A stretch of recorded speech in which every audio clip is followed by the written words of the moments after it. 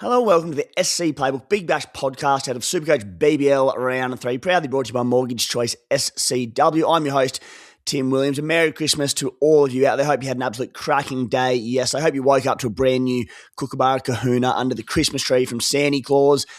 Here to bring in, well, it's also Boxing Day, a great time of year, it really is. We've got the first Ashes test, the fourth Ashes test as we try and wipe the Poms, beginning in about half an hour's time. So we're going to try and get through this podcast so we can be there in time for the first ball with me for today's podcast. We are back home in the lovely Coombe that is freaking freezing right now. It's about -3 feels this morning, about 7 a.m. Spy, how are we, mate?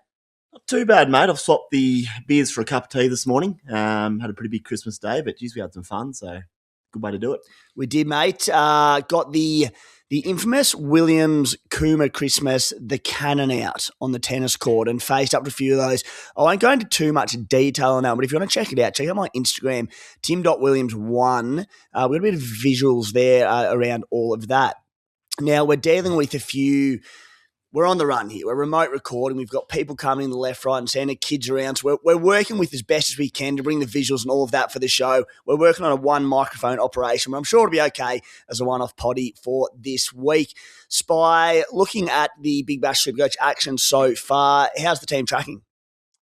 Mixed, I think, would be the answer. I'm going okay, sitting 7,000 at the moment, which is probably okay after 2 rounds. I'd prefer to be higher, but it's not how cricket goes, unfortunately. There's many ups and downs throughout the season, but look, okay. And I seem to have a bit of a knack of getting blokes who others don't have in whether it be NRL or BBL who make me cash, even if I'm not playing them. So that's sort of worked out all right. We'll get more into that shortly in terms of cash generation, but I feel like I'm going okay. But I think this round coming up, starting tonight, is the pivotal one. Moves need to be made right now.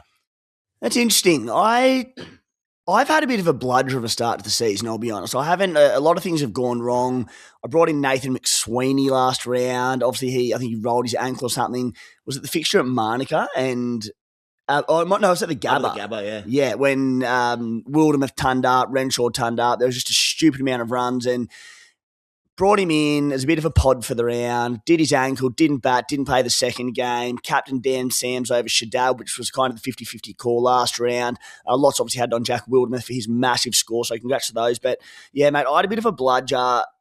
I'm in 7,500. I thought you'd had a decent start and we're the same rank. That makes me feel a lot better. Yeah, as I said, it's been mixed, but I don't think it's been awfully bad. I think everyone's copped a little bit in the opening rounds, to be honest, across the board. So look, we'll roll with it. But I really think round 3, this is where the big boys and the girls separate themselves from the rest because it's moving time.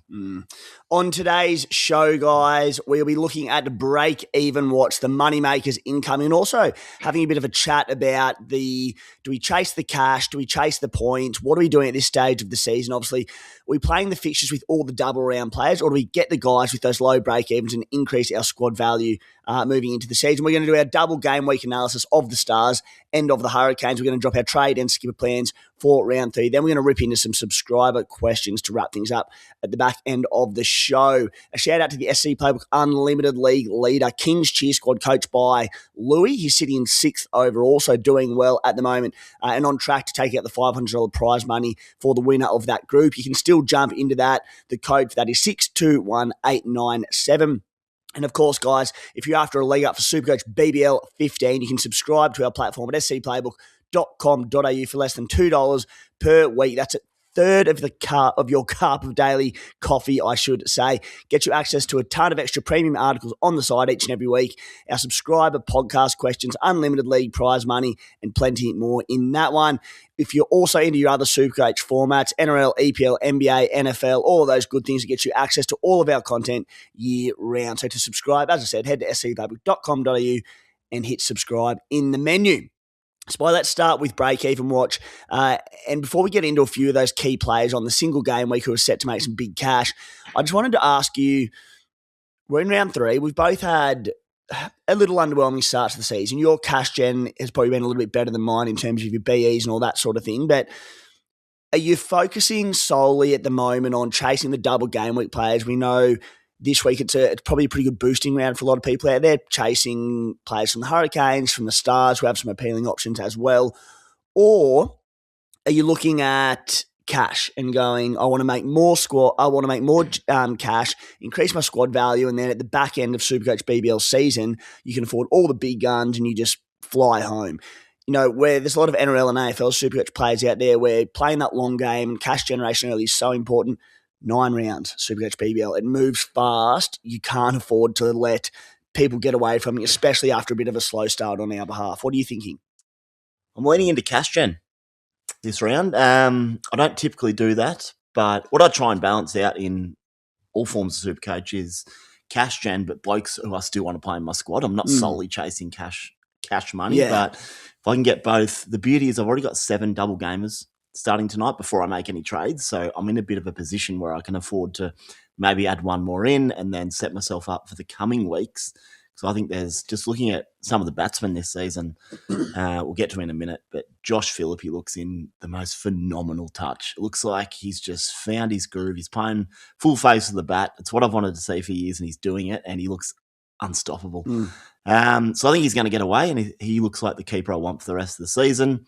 He also is pretty handy for a buy coming up in a couple of weeks for looping purposes. So we'll get to my trades shortly, but I'm going to have a look at cash gen and just trying to go bang, bang, and then from next week, basically make it more about the points. Yeah, I don't mind it for one more round at all. I do think that, again, everyone is in a different position, right? Like, I think if you've started really well and you're sitting in the top 1 or 2,000 and you are an overall player, I think there's a world where, you go, all right, I'm just going to build more and more cash, and I'm ranked well, my team's going well, you might be set up well for the double game weeks already, and you chase that cash. Again, if you're up top of the rankings, you've also probably done pretty well with your players early, and your cash generation is naturally going a little bit better than those who are a bit further down the rankings. I'm going to get a little bit aggressive on the front of just sticking to playing the fixtures. It's not to say I'm going to completely disregard the cash generation, but as I said, there are so many great players coming up on doubles and just those 2 cracks at it. It's just that short 9-round season. I think I'm going to go pretty hard and just focus on, certainly this week, Melbourne Stars players. We'll get to their analysis and soon. But as I said, still got an eye on the cash generation. It's still very, very important. But for myself, there's a double game week, a team on the double game week for the rest of the season, each and every round. So I'm going to go a little bit harder on that, mate. Touching on a few of the ones that do have the low break-evens, Jack Wildermuth at $125,000. He's got a break-even of negative 108. Pretty well owned already. No more doubles for the heat coming up. Is he someone in the form he's in with the role that he's got? Do you just get him? Because he's a perfect example of taking the cash or chasing the fixtures, because there's no real fixture benefit to Jack Wildermuth, but there's some big cash incoming no matter what he does. I think if I didn't own, I'd be pretty happy to grab him for even 2 more weeks, make a heap of cash, but you can also comfortably play him. Yep. Opening the battings, just coming off a ton, back to the Gabba shortly, and he's bowling his 4 overs. So for me, it makes sense to make that money and at the same time getting someone you can comfortably play in your team. 125,000 as well is not going to cost you a bomb at the moment, whereas he will next week. I'll be of a mind to probably sell him in 2 weeks once everyone tries to hold on, but for now I think you can ride that cash and roll. Yeah, opening the bat for the Heat, obviously a good batting surface up at the Gabbers we've already seen this season. Yeah, money to come in. I'm with you. I think you probably have to jump on Jack Wildermuth, because if he does belt out another 1 or 2 good Supercoach scores, he's just going to make a ton of money along with the scores to come with it. So I think you buy Jack Wildermuth. Jack Edwards at $186,000, mate. He's been outstanding to start the season. Absolutely pumping out the points of break even of negative 80. Pretty well owned again. A buy incoming for the Sixers. A couple more doubles to come. Is he someone at 186K? You're getting right up there in cash for a single game week player. Again, the role's fantastic. Do you just buy him? And he's killing it. He's just a good player. So there is a world where you could skip him and hope that the scores start to level out a bit. But the way he's batting and bowling, especially with the ball in hand, he's got a double coming up in a couple of rounds. He's also got a pretty handy loop option. But look, we're going to have decisions to make around Cooper Connolly next round, whether we get some of the big dogs who are around that 200,000 mark. So I think on paper it makes sense to get him. It's very easy for me to say maybe you brush him because I own him. I think if you didn't, again, he fits. He's put it like this. He's better than Wildermuth, but he costs a lot more at this stage. So I'd rather Jack in my side for the season though. So I'd be pretty comfortable to get him and hold him probably season long at this stage. Yeah. So I'll skip through the rest of the list and we'll talk about, there's Josh Philippe on there with a negative 48 break even. There's Joel Davies with a negative 33 break even. We'll get to your trades soon, but I think they might feature in there a little bit. So we'll chat about them. But the rest of the guys on the list, I think what it is, Spy, unless they have a gun roll like Edwards or Wildermuth and have those really low break evens, and there's big money incoming. They're very playable as well. I think you buy them, but a lot of the other guys on this list, their roll isn't great. They've gotten through their doubles, and I don't think they don't really appeal to me. So we've got guys like Matt Renshaw at 149,000 with a negative 43 break even. Tim Seifert, 153K with a negative 33 break even. Sam Billings, 117K with a negative 29 break even. Ollie Peake at 89K with a negative 16 break even. I have no interest in any of these guys because there's no doubles coming up. I wouldn't feel overly confident playing any of them. Like, there are a lot of bat onlys on that list. The only other one on the list that I'm already an owner of is Finn Allen, who's got that dual bat wicketkeeper at 105K with a negative 32 break even, because he's cheap, but the Scorchers have the double next week. So that's where you sort of tie in what you said before, where you go, all right, I've got an eye on cash generation and break evens, but also fixtures coming up. Yep, that's it. So I think we don't have to look just at this round. We can look at upcoming fixtures. So look 2-3 weeks ahead. If you can get in some guys on the double now, like your Finn Allens, who I'll be grabbing this week, you get him while he's still remotely cheap, and we might cash him in after his double. But for now, if you wait a week on some of these blokes and then you go, I want him next week, it might cost you an extra 30, 40K, which is not ideal. It's a lot of cash. Yeah. So if you know you're going to want him next week and he's got a negative BE, then that's where I'm of a mind just to grab him now. Yeah, well, the example there is Marcus Stoinis, who I had locked into my trade plans last week, and then I needed to get in Alex Carey to be able to loop Finn Allen's 120 odd or whatever he scored. So I did that, which meant I had to bypass Stoin, which was okay, but I cost myself 20 odd K, and I was willing to do that. I accepted it. He scored mid-70s, I think, Stoin, which is okay. Didn't go too off in that one, but yeah, let's go into our double game week analysis, Spy, in the Melbourne Stars. Now, what I need to make mention of firstly, pardon me, it's been a big campaign, the bye next week for the Melbourne Stars. So they've got the double this week, then they have a bye, and then they have another double. So they're going to be hot property. We want to be focusing on our trades in and around them, but you need to be cautious of being short on players next week, because people looking to run 3, 4, maybe even 5 Stars players this week for their double, if you already have non-active players in your squad, like I've got Alex Carey, I've got Will Solzman, so I didn't want to have 2 AEs early, but with the Finn Allen situation, I ended up with Carey, who I'll move on at some point. You could be left short. So I wanted ideally to boost this week and bring in another Stars player, but I'm already well stacked up on Hurricanes. I've already got a heap for the double this week. I've got about 8 or 9. So I'm like, I'm running the risk of being short next week if I get another Stars player and then use that boost. So just have a look at your numbers for next week after your trades this week and work it out from there, but just be very, very cautious of that. Yeah, look, maybe it's a case of grabbing 3 Stars players this round and then boosting it up to 5 or something for their next double in a couple of weeks. Roll through those 3 players on the bye, then you get looping options there. I guess you've also got the option if you had 4 Stars and you needed to trade one next week, you still could, but it's probably not ideal because you want to get rid of some Hobart guys around them with their doubles finishing, or at least no more doubles for a while. So just have a little look at it, and it is important if you've got a non-player in your side already, just look how your side looks for next round before you make all your trades and lock them in. Yeah, and again, the way when I said it hasn't been a fantastic start to the season, pardon me, guys. Sorry about that. Nathan McSweeney as well in my squad, who's injured. So I'm just like, I've got a few early demons that I need to rectify. So I could still boost this week, but as it stands, I'm just using the 3 trades because, I said I don't need to get any Hurricanes. I don't need any Stars. So I'm looking elsewhere. But I do think it is a great week to boost if your numbers are okay for next week already. All right, now, getting on to the Melbourne Stars, they're 2 fixtures. They've got the Sixers at the SCG. The SCG so far, just the one game there, 319 runs scored and 16 wickets fell. Offers a bit for both batters and bowlers. Bowlers in particular, though, as we saw by the 16 wickets, I think there's good opportunity at the SCG. They also play against the Thunder. That's at Manuka Oval down in Canberra. 352 runs scored and 10 wickets fell in the opening game down there. We know it's a batsman's paradise. Big boundaries, but it's a fantastic batting surface.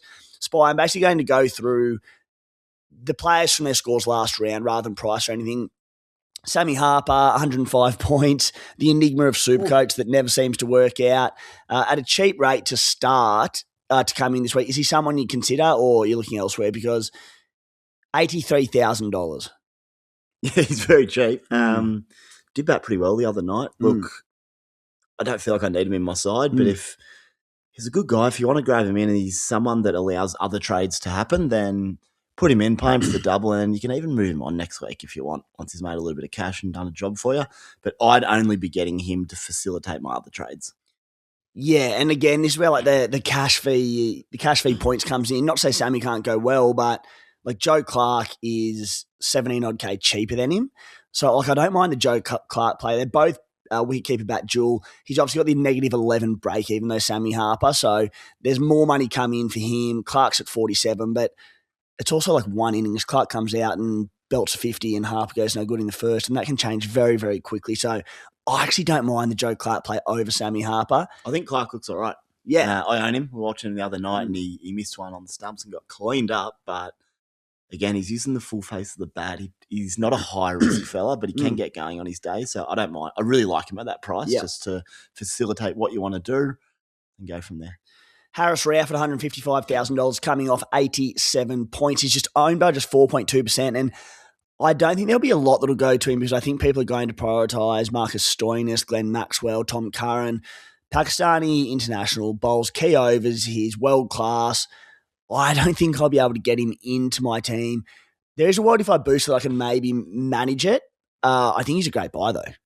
I love Harris Ralph because he's a wicket taker. Yeah. He could go for plenty, but he could take 4 for 70 and he's 4 overs and then you're cheering. But when I get to my trades, I'll talk you through my logic around him, but I would have to forego someone who I want in my side longer term in order to get him. So we'll have a little discussion around that shortly. I think those who went Marcus Stoinis last week and are probably a little bit better prepared than I am in terms of the Stars players, you might already own Tom Curran, who I had in my round one team, but again, with loops and a few things that panned out, there was that opening round game with the wet weather that, impacted things a little bit. I had to get rid of Tom Curran, so there's a couple that I already need to get back into my team. But if you already own these guys, I think Harris Ralph is a massive, massive shout. Moving down that list, mate, and it is Marcus Stoinis, the next one, off a 78-pointer. 191K. He went up 23 grand last week, so the break even is now at 137. The rolls are a bit all over the shop. They're such a hard team to predict the Stars. I think he ended up batting at 5. I think he batted at 4 in the first game, batted at 5 in the last game. He only bowled the 2 overs last game. He could bat at 3 or 4 this week in the first game, could bowl his 4 overs, bowl at the death. You just don't know with him. Nonetheless, despite the high price tag, I think you're pretty ballsy to go without Marcus Stoinis, who'll be coming into my team this week. Yeah, I thankfully grabbed him last week. But as you said, his rolls a bit all over the place, as is the Stars. That's what they do. He did bowl the death over, though, which was outstanding. Yeah. That's huge. He's another bloke that just looks in good touch. He's just batting smart and batting well. And when Stoin keeps it simple, he's very effective. So really, really happy to own him. In saying all that, if I could only get one of him and Maxwell, I would consider Maxwell as well if he's at a lower ownership, because Maxwell could tee off at any given moment, and I think they're a 50-50 flip. So maybe you take the low ownership guy, just chasing a bit of something there if you can't get both.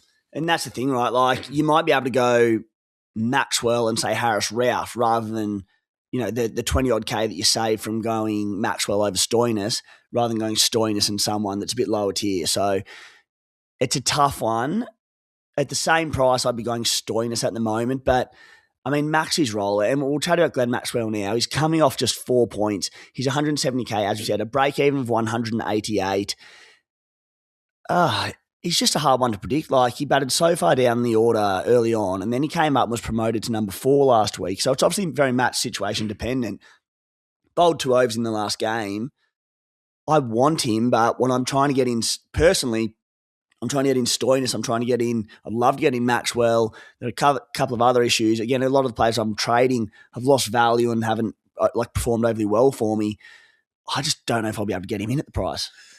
Yeah, I'm trying everything I can to get him, because basically the quality of Maxwell and people not being keen on him at the moment, I think there's a real opportunity to just go, let's get him in then, see what he can do. He could blast 200 at any given moment. Manuka Oval. It's tricky though. I would have to, again, we'll get to trade shortly and talk through my logic, but I'm going to have to forego someone that I really want. There's also money's a factor. Can we get through one double game week? Then he's got the bye. Then I can pick him up. the next one when I've got all these Hurricanes to sell.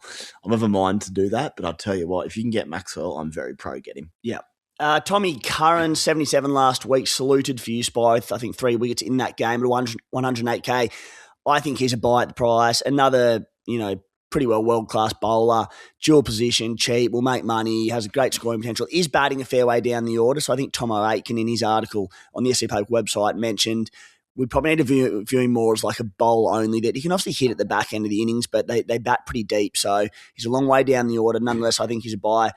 Spy, anyone else you wanted to touch on around you? Campbell Kellaways, Peter Siddles, we've spoken about Joe Clark, Hilton Cartwright, Mitch Sweps, and I'll talk about shortly. Anyone else there?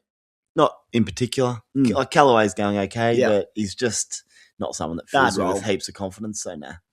Guys, coming into 2026, make sure you get your financial goals for the year sorted in style. If you're looking at getting into the housing market for the first time as a 2026 goal, get the journey started by booking in with Paddy and the team at Mortgage Choice SCW. You might be making the leap into the investment market or saving some cash by refinancing your current loans, whatever it is you're after. Pat and the team at Mortgage Choice Sutherland, Cronulla and Wollongong will get the year started on the right foot for you. Best of all, it's free of charge because you listen to this podcast. Simply mention SC Playbook when you get in touch and you get a free consult worth $129. To do so, hit them up on Instagram at mortgagechoice_SCW, or you can give them a buzz on 02 9521 1611.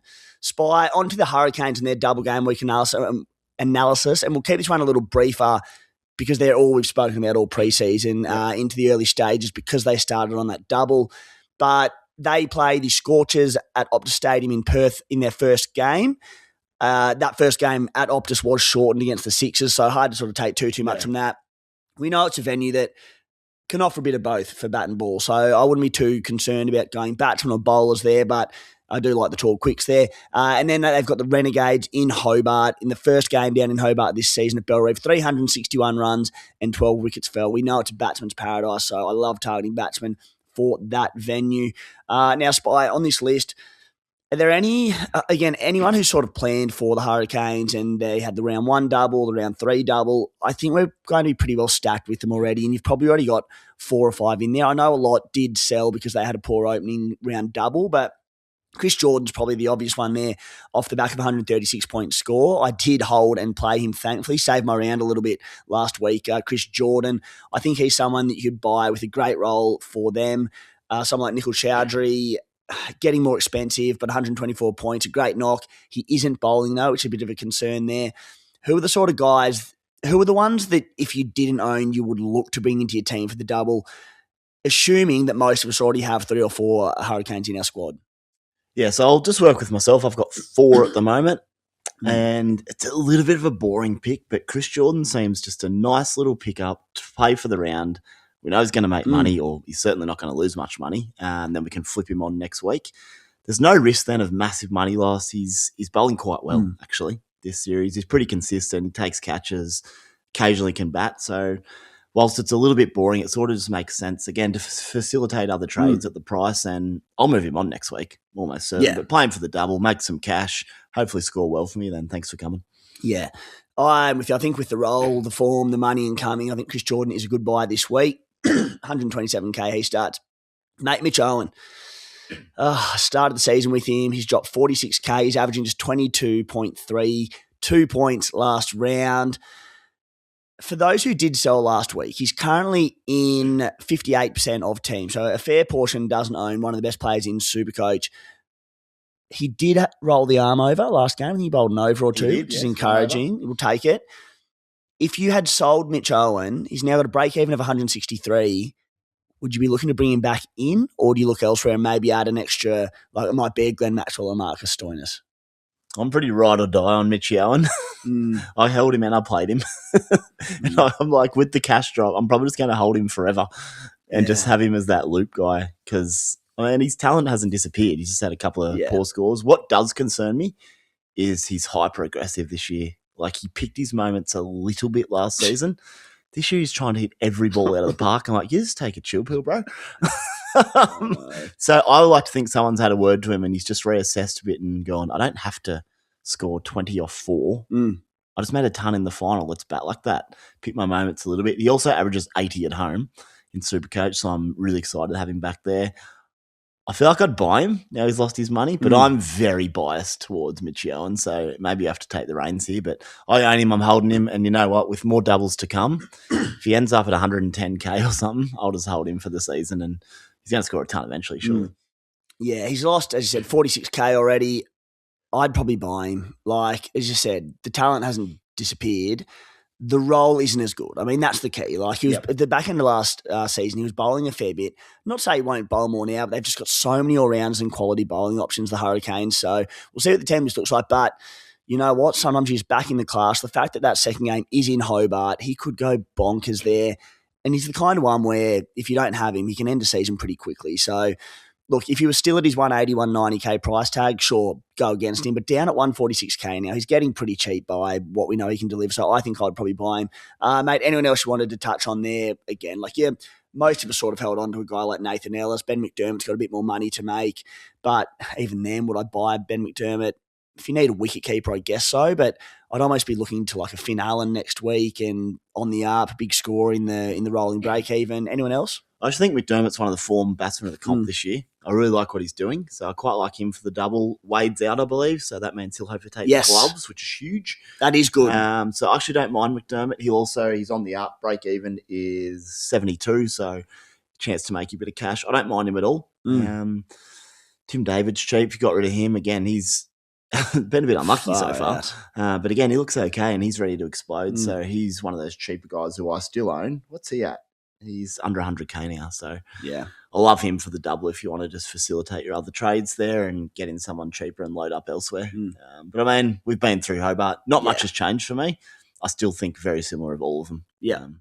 As per round one, really. Yeah, you're not selling any of their players unless you've obviously got Matty Wade, who you mentioned is out of tonight's game, buying them. Yeah, maybe Mitch Owen, maybe a Chris Jordan, but outside of that, we've spoken plenty about them. Spy, trades and skippers for Supercoach BBL round 3. What are you looking at the moment, mate? All right, here we go.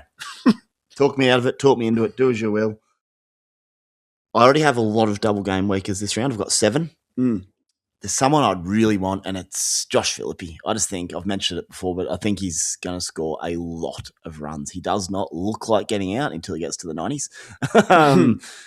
He's a keeper. He's got, I think, 2 double game weeks still to come. He's got an opportunity to be a great loop option in 2 rounds. And I wouldn't say now or never, but he could easily make 30 to 50k this week. And then I'm going to be like, do I want to spend 200k on a keeper? So I just think I need him now. The form, I just like what he's doing. I might not even necessarily play him this week, but I just want him on my side. I'll probably put him as a auto emergency on the bench there. If he goes off, I'll figure a way to bring him in. But he does. The only thing I'd say on Philippe, the role's better than a sole batsman because he's got the gloves. He can get a few catches there. The role for the price and the single game weeks coming up and no double for a while isn't ideal. You're backing the eye and how good he's looked. But if he skies one first ball, like it could be somewhat disaster. But as you said, you don't necessarily have to play him this week. SCG this week, I mean, he's looked good already this season. It's not a bad batting surface. He does play Marvel in round 4, third game of the round, so probably not overly loopable. I'll probably sit him, to be honest. Yeah. Yeah, round 4. If I've got a strong lineup, we'll see. But okay. Happy just to have him locked in. They got 2 doubles to come. He'll be really good when they have the bye, just to loop that keeper option. And I can just stick at him for the year then, like not play around at keeper too much. I just really like him. There is an option to go to a Harris Ralph or have a fiddle and try to get Glenn Maxwell. So here's the question on money, right? Philippe has a break even of minus 48. Maxwell's is 188. That is 2 games to get that. But if I was to go Maxwell over him, it could end up disastrous. Yeah. It could be like a 50k swing. Or, as is my motto, I've tried to do it the last season or so, just chase those points, don't worry about cash, and Maxwell could score 200, and I'm cheering, and Philippe gets a duck. So it's hard in cricket. At the moment, I've got Philippe in, but I also can't quite afford Maxwell with what I'm doing because my other trades are Finn Allen coming in, just getting ahead of the game for next week. He's very explosive, and he's got the double coming up and making money, so that just makes sense. Chris Jordan, again, it's a little bit boring, but with the money in the roll, I don't mind it. And in order to do all that, Joel Davies is coming in for me. Now, Murphy's gone, so he's not playing at the moment. Joel Davies won't be obviously in my side, but he'll be very handy to sit as a bowling loop option on their bye in 2 rounds. He's also making cash His break even is minus 33. So, look, I could go someone who I don't necessarily rate around that 50, 60K mark. I don't want a non-player in Saltzman because the buy's kick in next week. So, I just want someone playing. Davies might just play 2 or 3 games for me and I can cash him in for like 120K potentially in a few weeks, which could be huge, and hopefully play him on the double. It'll put me ahead of the game with the Sixers double. Could go a Swepson, I think you're going to talk about shortly, but I just personally don't overly rate it. And if I bring in Swepson, I don't even know if I want to play him in my side. Does someone like Sean Abbott coming back in scare you? Not sure. Yeah. But look, I'm not bringing in Davies as a player. He's just out of all those cheaper options to facilitate what I want to do. He's going to make a bit of money and I can play him if his role's good in 2 rounds or flip him. Just get rid of him for 100K-ish. So that's sort of where my head's at the moment. The flip side is I could go Davies down to a much cheaper guy and go Philippi to a Maxwell. So again, I'm foregoing a lot of cash potentially. I think it's a risky game, but chasing those points could also be beneficial. Yeah, I don't mind the chasing the points option there too much, mate. So you went 34. I don't mind the points where you can go a cheaper guy and then get in. Like Philippi could also, as I said, come out and score nothing. He has 2 games before that. They have a bye, then the double. You could go nothing, not make that much cash, and you get him at a similar enough price for the double anyway. But I see what you're doing there. The big one is if I don't get my 2 Sixers now, because I've already got Jack Edwards, in 2 rounds, I'm not going to have any looping options. Whereas if I get the 3 now, I've got 3 for the double, and I get 3 opportunities to loop a keeper, batter, and bowler come 2 rounds, which could be huge. Like I've got Mitchy Marsh sitting in my side, another bloke I'll never let go of. I don't care how bad he's going. But he can sit on my bench, and when he inevitably scores 100, which he will, mark my words, hopefully tonight, I'll be able to loop him. Whereas without these buy options in the side, if he gets 100, I can't do anything about it. I've got to use a boost to bring in a Saltzman. That's why I think there's a lot of value tied up into having 3 Sixers for their bye week. And then you're already set up for the double as well. Yeah, fair enough. For the Kuma Stallions, last round, I was really battling with who to sell, and I wanted to go an early boost, but again, I was like, I don't want to sell any of these guys. The fixtures are good, etc. This week, it was very easy to choose who I wanted to sell. Nathan McSweeney out, David Warner out, Shaheen Afridi out. 3 very underwhelming players this season for the Stallions. I think Afridi got a wicket on his last ball to salvage something for me, but yeah, not a great little play there on Afridi. So those 3 out. I'm getting Marcus Stoinis in. I'm getting Tom Curran in. I think those 2 pick themselves. And then to facilitate the big money man in Stoinis, I'm going to someone who's very low down on the trade list spy, and it is Mitch Swepson. No one's really going to him, but he's $53,000. He's on the double. He's got 2 games this week. Then he has another double in a few weeks' time. He's bowled his 7 overs so far, 7 out of obviously a maximum 8. Hasn't taken a wicket. I'm not bringing him in expecting him to go bonkers and get me huge points, but he's a spinner. He's a leggy. He can take a bag of wickets. I think they got a game at Manuka, which is a very batsman-friendly venue, but it's also big boundaries. So if you can sky one, get a few caught on the boundary, I think he's every chance to. If he goes well, scores points, happy days, generates some cash. If he doesn't and he only bowls 2 overs because of conditions or he's not rolling him down real well and he scores poorly, I'm like, well, you know what, at 53K, I can cop that. So I'm surprised Swepson isn't a little bit higher on the options, this trade-in options this week. So Stoinis, Curran and Swepson still will consider a 4th trade and a boost. As I said, I'm pretty well stocked up for doubles this week and I'm potentially a little light on players next week, just the way the start of the season has panned out for me. So I'm a little cautious of that. If I were to boost it, I'd almost be looking more towards like potentially a Scorchers player or someone like that. So anyway, that's what we're looking at the moment. And what about for your skippers this week, Spy? We know that the Stars, they play in the first game, the Hurricanes in the second. So the VC will be on a Star, skipper on the Hurricanes. Yeah, let's have a little look there at the old Swepson and Maxwell option in my side in place of my Sixers. So I'll look at that. If I was to bring in Maxwell, I'll VC him as well, go all in. Otherwise, I think Stoinis just makes sense. Pretty good one to do there. Captain, I might go Mitch Owen again, back him in. It's bold. I don't really want to do Chris Jordan. I think it's a little bit boring. You know what? I want my Star just to go well. In saying that, I also don't have a loop option at the moment. So there's some things to play out at the moment for me. Like I can bring in Saltzman if needed. There's options, yeah. If your VC goes well, you can bring in an AE. I'll just bring in Saltzman, but Swepson will already have played. So that's not ideal either. So I'm like, it's a bit tricky at the moment. But yeah, Stoinis for me. And then I've got to make a big decision. Oh, it's 9 o'clock tonight as well. You have to make a very quick decision on who I go. I might go Mitch Owen, give him one last crack. Yeah, okay. For myself, VC, I'm going to go big Stoin. If I'm paying that much money for the big fella, I'm going to put the VC on him, especially if I do not end up with Glenn Maxwell.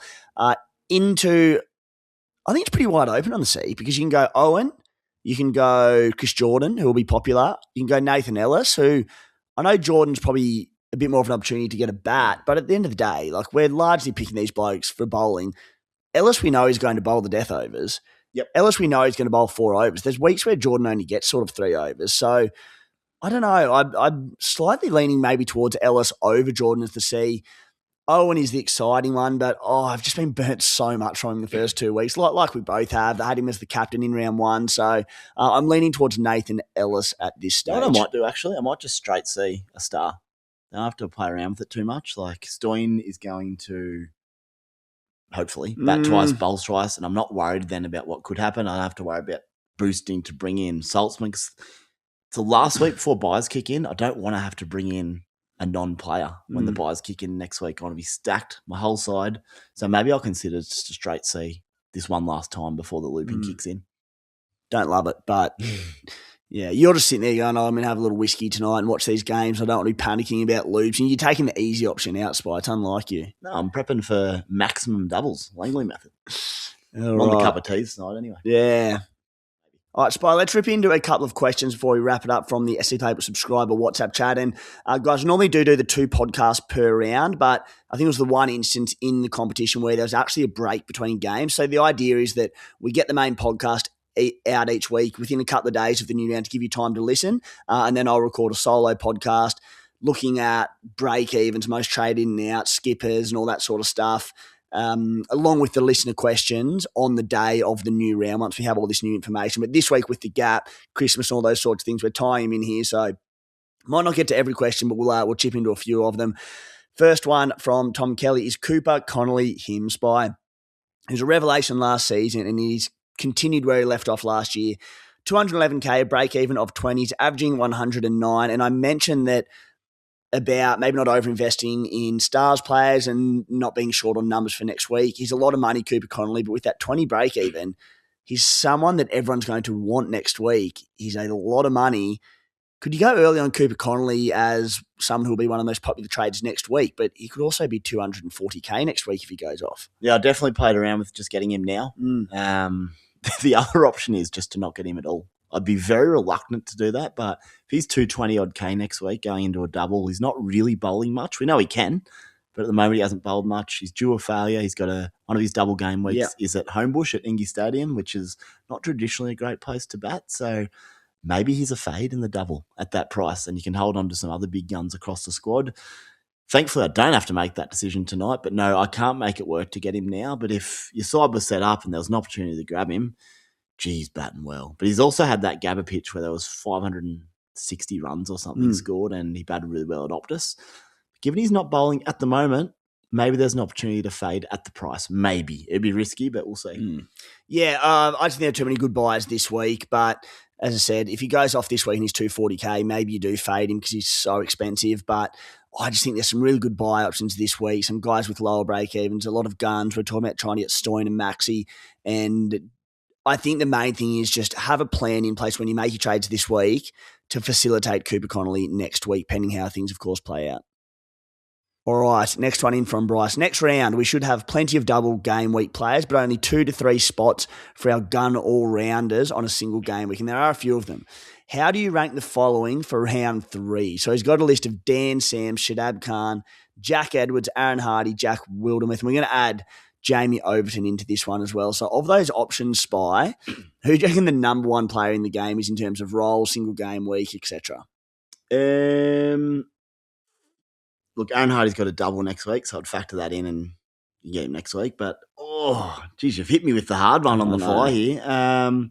Jack Edwards, I think, is number one on current He's form the form player. I think he's going well. Shadab and Sam's really good, but I think they got lower scores in them. And no more doubles coming up for the Thunder. So I think at least with Jack Edwards, you go, all right, there's bias to come where he can be utilised there. He's a loop option playing the first game of the week this week. 2 more doubles to come for the Sixers. I think I've got Edwards at number 1 on this list so far. Yeah, Overton very close to him. He's a gun, but his double's a long way away. Week 7. And Wildermuth we've spoken about. You can almost put Wildermuth to the side and say, just get him for a round or 2 and we'll reassess on him, see how he's tracking. But I think Edwards is the form player, but I really like Overton as well. Just long way from a double, which is a shame. If you're playing the fixtures and trying to free up some cash, I think Aaron Hardy is one, as you said, that you could go early on this week. Obviously, one that's easy to wait on, but again, he's still cheap, Aaron Hardy. He started okay, but the rain-affected game in week 1, that didn't help him, so he's a decent little pick up there. Shadab Khan, Dan Sams, their potential long-term holds. Again, the Thunder with the no doubles. If you had... Could you sell Sams or Shadab this week at their price, or are you looking to hold them sort of longer term? Yeah, you could, because I think we'll need them long term. I do like playing them both, though, when needed. They're good options at not too crazy a price. Shadab, I think his break-even's super low, so you can hold him. But yeah, I don't mind getting rid of them, just purely fixture related. Yeah. Guys, I'll jump into any of their remaining questions in the subscriber chat just via text this afternoon once I get a few things sorted. But we need to get this podcast out and live and loud so you have some time to listen to it before it kicks off. So thank you for tuning into the show this week. Spy, thanks for taking time on Boxing Day. We've missed the start, so we're going to have to fast forward and get through to that. We'll go back to the start. And first over. You've sacrificed the first over for this, so we need to get to it. Thank you, mate. All right. Cheers, everyone. Thanks for tuning in, guys. Enjoy Boxing Day.